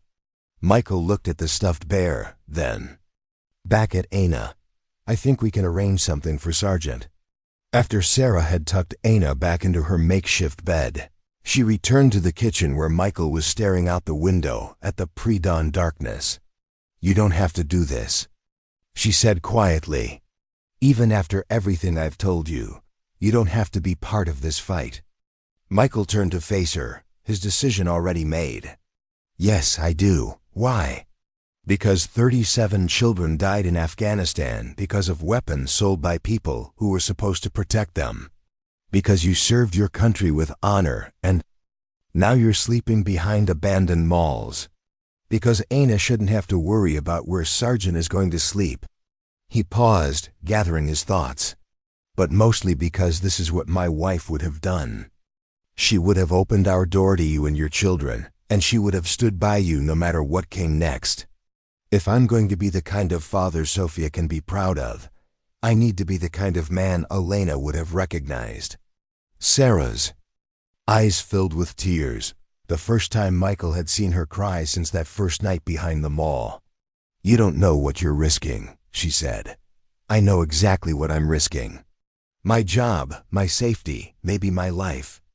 But I also know what I'd be risking if I turned you away.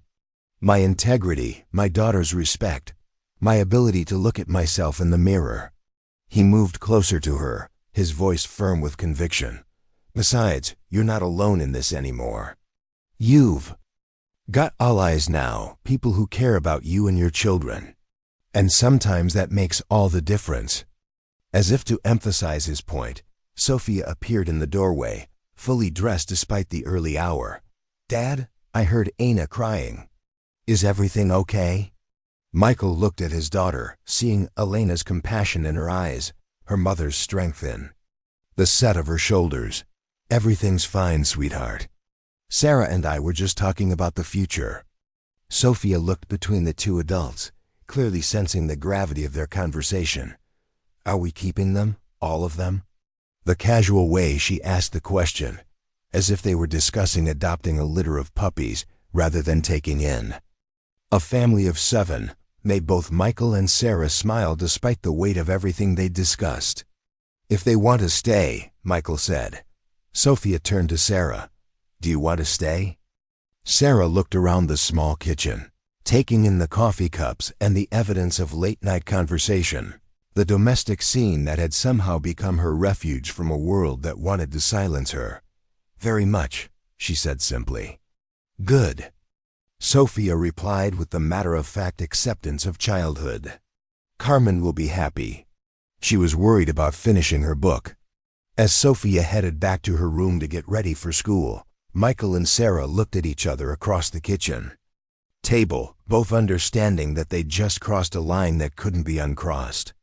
"So what happens now?" Michael asked.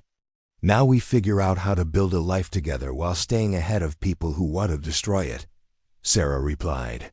"We create stability for the children while preparing for instability from our enemies." Children walking to school, adults heading to work, the normal rhythms of life that seemed impossibly distant from their current reality. "There might be," she said finally, "but it would mean going on the offensive instead of just defending ourselves. It would mean taking risks that could get all of us killed." Michael thought about the weapons sold to terrorists, about the 37 children who'd died in Kabul, about the journalists and soldiers who'd been silenced to protect. A conspiracy that reached into the highest levels of government. "Tell me," he said. And as Sarah began to outline a plan that would either expose the truth or destroy them all, Michael realized that his simple life was not just over, it had been transformed into something far more dangerous and far more meaningful than he'd ever imagined possible. The morning sun climbed higher over Phoenix, casting long shadows through the apartment where a decorated soldier and a warehouse worker planned to take on the most powerful institutions in America. In the living room, 6 children played quietly, unaware that their future hung in the balance of decisions being made at a kitchen table. But they were safe for now, protected by 2 adults who decided that some fights were worth having, regardless of the odds. And sometimes, in a world where corruption seemed to win more often than justice, that was enough to tip the scales toward hope. 3 weeks had passed since Colonel Mitchell's threatening phone call, and the pressure campaign had escalated beyond anything Michael could have imagined. His hours at the warehouse had been mysteriously cut in half. His bank account had been frozen due to what officials called routine security checks, and their apartment building had been visited by inspectors from 3 different city departments, all citing anonymous complaints about overcrowding and safety violations. But Sarah's plan was finally ready. The package sat on Michael's kitchen table like a loaded weapon, innocuous brown paper wrapping concealing what Sarah had called their nuclear option. Inside were copies of every document, every photograph, every recording she'd gathered in Afghanistan, along with detailed testimony about the conspiracy that had cost dozens of lives and millions of dollars. "Investigative journalist Rebecca Chen," Sarah explained, checking the address label one final time. "She's based in San Francisco, specializes in military corruption cases. More importantly, she's already been investigating rumors about weapons trafficking in Afghanistan. This will give her everything she needs to break the story wide open." Michael watched Sarah seal the package with methodical precision, her movements betraying none of the anxiety he knew she must be feeling. This was their last card to play, the final gambit that would either expose the truth or paint an even larger target on their backs. "What happens after we send it?" "After we send it, we disappear," Sarah said simply. "All of us. New identities, new city, new life. The children will have to leave their schools. You'll have to leave your job. And we'll all have to become people we've never been before." The magnitude of what they were contemplating hit Michael anew. He looked around the apartment that had become home to 9 people, thinking about Sophia's friends at school, about Mrs. Chun across the hall who'd become like family, about the life they'd built together over the past month. "Are you sure there's no other way?" Sarah's expression was grim but resolute. "Once this story breaks, they'll stop playing games. They'll come after us with everything they have, and they won't worry about keeping up appearances. Our only chance is to be ghosts before that happens." The sound of children's laughter from the living room provided a stark contrast to the gravity of their conversation. David was helping Sophia with a science project while the younger children watched cartoons, a scene of domestic normalcy that belied the federal conspiracy swirling around their lives. "When do we leave?" Michael asked. "Tonight. After the package is in the mail and can't be intercepted. I've arranged for a safe house in Nevada. people who owe me favors from my army days. We can stay there while we figure out permanent arrangements." Michael thought about Sophia's reaction when he told her they'd have to leave Phoenix, about explaining to a 12-year-old that their entire life was about to change because her father had chosen to help a soldier in trouble. "She understand," Sarah said, reading his thoughts. "She's tougher than you think, and she cares about us, about all of us." Before Michael could respond, his phone buzzed with a text message from an unknown number. The message was brief but chilling. "Package. Ready for pickup. Tonight. Come alone." Sarah read the message over his shoulder, her face going pale. They know. Somehow they know about the package. Michael felt a cold dread settling in his stomach. How is that possible? They've had weeks to prepare, to anticipate our moves. Maybe they've been monitoring our communications, or maybe they have sources inside the journalist community. Sarah began pacing the small kitchen, her military training taking over as she analyzed the tactical situation. This changes everything. If they know about the package, they'll be watching for us to make the drop. And if they intercept it before it reaches the journalist, all our evidence disappears, Michael finished. Worse than that. They'll know exactly what we have, exactly what we can prove. The only leverage we have right now is their uncertainty about how much evidence we've gathered. Michael looked at the package, this collection of papers and photographs that represented their only hope for justice, now potentially compromised before they could even use it. So what do we do? Sarah stopped pacing, her expression shifting from anxiety to determination. We changed the game. Instead of playing defense, instead of reacting to their moves, we force them to react to ours. What does that mean? It means we don't send the package to one journalist in San Francisco. We send copies to every major news outlet in the country simultaneously.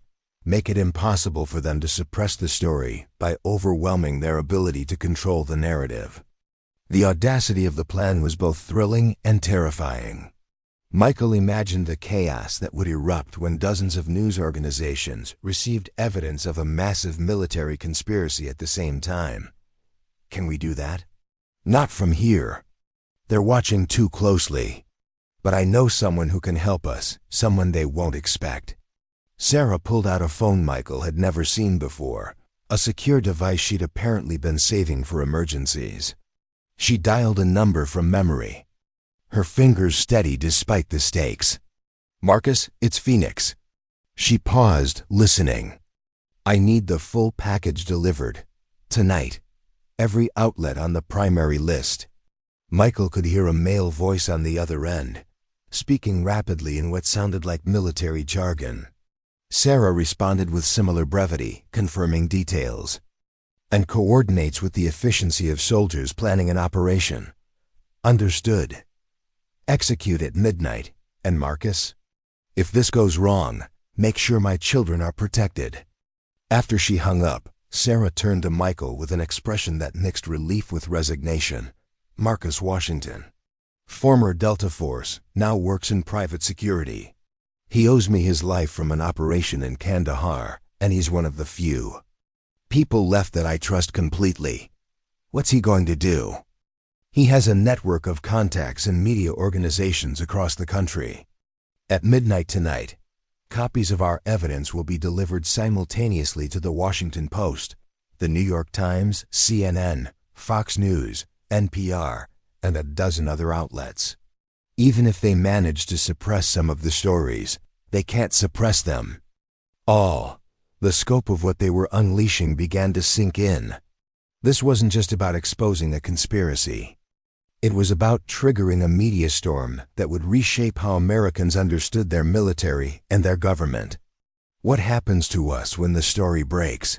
Honestly, I don't know. We'll either be vindicated as whistleblowers who exposed massive corruption, or we'll be branded as traitors who endangered national security. Either way, our lives as Michael Rodriguez and Sarah Martinez are over. The weight of that statement settled over them both. Michael thought about the man he'd been just a month ago, focused on getting through each day with his daughter, avoiding complications and maintaining the simple life they'd built after Alana's death. "Any regrets?" Sarah asked, as if reading his thoughts. Michael looked toward the living room, where Sophia was patiently explaining photosynthesis to Carmen, while David helped baby Miguel stack blocks. Ana was curled up against Sophia's side, her stuffed bear clutched tightly, while Carlos and Maria worked together on a puzzle. "No," he said firmly. "No regrets." The afternoon passed with surreal normalcy. Michael helped the children with homework while Sarah made dinner, both of them maintaining the facade of routine family life while internally preparing for the upheaval that was coming. They decided not to tell the children about their plans until after the evidence was delivered, wanting to give them a few more hours of stability before their world changed again. At 7 o'clock, Michael's phone rang. The caller ID showed a local number he didn't recognize. "Mr. Rodriguez? This is Detective Lisa Park with Phoenix PD. I need to speak with you about a missing person report." Michael's stomach dropped. Missing person? Sarah Martinez and 6 children. They were reported missing by a family member who's concerned about their well-being. "We have reason to believe they may be staying with you." The lie was smooth, but transparent. Sarah had no family members who would report her missing, and the timing was too convenient to be coincidental. "I'm sorry, Detective, but I don't know anyone by that name. Mr. Rodriguez, harboring missing persons is a serious offense. If you're providing shelter to these individuals, you need to let us know immediately." Michael looked at Sarah, who was listening to the call with grim understanding. This was another pressure tactic, another attempt to isolate them and force compliance. "Detective, I'd be happy to speak with you, but I'd prefer to have my attorney present." "That's your right, of course. But I should mention that we have a warrant to search your premises for evidence related to this missing person case. We'll be there within the hour." After Detective Park hung up, Sarah immediately began organizing the children. "Everyone needs to pack their essential items right now. We're going on an adventure." The children, used to sudden moves and changes of plan, responded with practiced efficiency. David helped the younger ones gather their belongings while Sophia packed her school things with quiet determination. "Where are we going?" Ana asked, clutching Sergeant tightly. "Somewhere safe," Sarah replied gently. "Somewhere we can all be together without worrying about bad people." Within 20 minutes, they'd loaded Michael's pickup truck and Mrs. Chun's Honda Civic, which she'd offered without question when Sarah explained they needed to leave immediately. The elderly woman had taken one look at the children's frightened faces and handed over her keys without asking for details. "You are good people," Mrs. Chun said firmly as they prepared to leave. "Good people doing the right thing. I will tell police nothing when they come." As they drove through Phoenix toward the Nevada border, Michael caught glimpses of his former life disappearing in the rearview mirror. The apartment building where he'd lived with Sophia, the warehouse where he'd worked, the streets they'd walked together as father and daughter. All of it was being left behind for an uncertain future built around protecting the family that had become theirs. The safe house was a modest ranch home in a small town outside Las Vegas, owned by Marcus Washington's cousin, who asked no questions when a convoy of vehicles arrived at midnight, carrying 9 people and everything they owned. The house was fully stocked with food and supplies, and more importantly, it was equipped with secure communications equipment that would allow them to monitor the media response when their evidence broke. "Marcus delivered the packages," Sarah announced after checking her secure phone. Every outlet received their copy simultaneously at midnight Eastern Time. By morning, the story will be everywhere. Michael gathered the children in the living room, knowing they deserved an explanation for the upheaval in their lives. "We had to leave Phoenix because Sarah has information that some very powerful people don't want the public to know about," he began carefully. "These people have been trying to silence her, and by helping her, we became targets too." David mature beyond his years, nodded solemnly. Like in the movies when the good guys have to hide from the bad guys? Something like that, Michael confirmed. But Sarah is a hero. She's trying to tell the truth about things that happened in Afghanistan, things that will help make sure other soldiers don't get hurt. Sophia raised her hand like she was in class. Are we going to be okay? Michael looked at Sarah then. Back at his daughter. We're going to take care of each other. All of us. That's what families do. Even if we have to live somewhere else? Carmen asked quietly. Especially then, Sarah said firmly. Family isn't about where you live. It's about who you love and who loves you back. The first news reports began breaking at 6 a.m. Eastern Time. Marcus had arranged for them to monitor major news channels, and within hours, every network was running stories about the Afghanistan weapons trafficking scandal.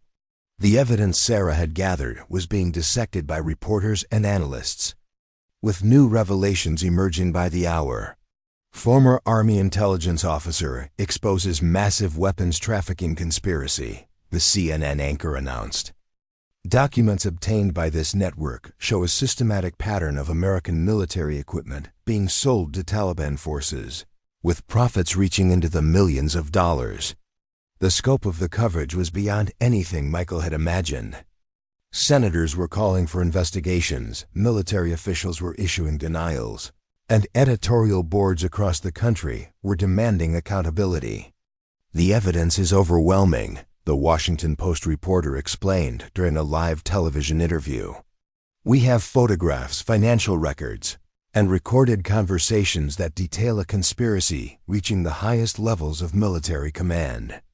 But it was the interview with Rebecca Chun, the San Francisco journalist who would have been their original contact, that hit Michael the hardest. What we're seeing here isn't just about corruption or war profiteering, Chun explained to the camera. This is about a fundamental betrayal of the men and women who served in Afghanistan. American soldiers were being killed by weapons that other Americans had sold to the enemy for profit. As the day progressed, the story continued to evolve and expand. Congressional leaders announced hearings. The Pentagon promised full cooperation. With investigations, and social media exploded with outrage and support for the whistleblower who had exposed the conspiracy. They're calling you a hero, Sophia announced after reading news coverage on her tablet. Look at all these people saying you did the right thing. Sarah smiled, but Michael could see the exhaustion and stress in her eyes. Heroes are people who don't have any other choice. I just couldn't live with staying quiet anymore. Late that evening, as the children settled into their temporary bedrooms, Michael found Sarah sitting on the back porch, staring up at the Nevada stars. Any word from your Army contact? He asked. Marcus says Colonel Mitchell has been relieved of command pending investigation. 3 other officers have been arrested, and the Pentagon is promising a full review of weapons accountability procedures. Michael sat down beside her, feeling some of the tension he'd been carrying for weeks finally beginning to ease. So it's over? Sarah was quiet for a long moment. The immediate threat is over. The conspiracy is exposed, the key players are being held accountable, and the evidence is too public for them to suppress. But starting over, building new lives, that's just beginning. They sat in comfortable silence, listening to the desert wind and the distant sounds of the children getting ready for bed. After everything they'd been through, the simple act of sitting together without fear felt like a luxury. I keep thinking about that night behind the mall, Michael said eventually.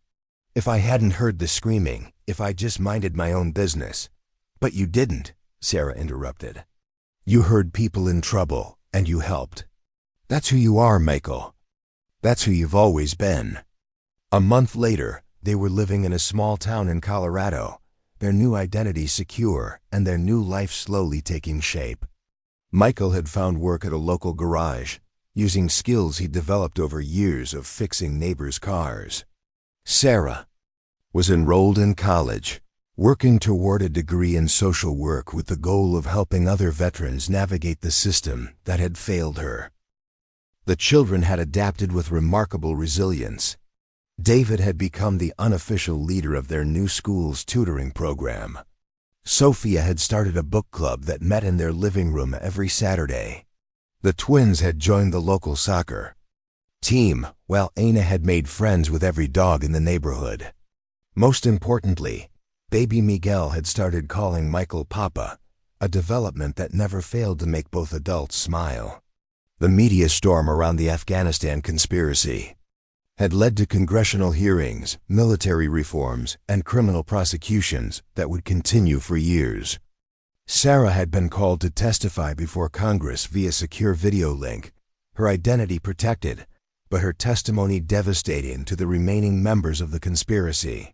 The American people deserve to know that their military serves the interests of democracy, not profit, she'd told the congressional committee.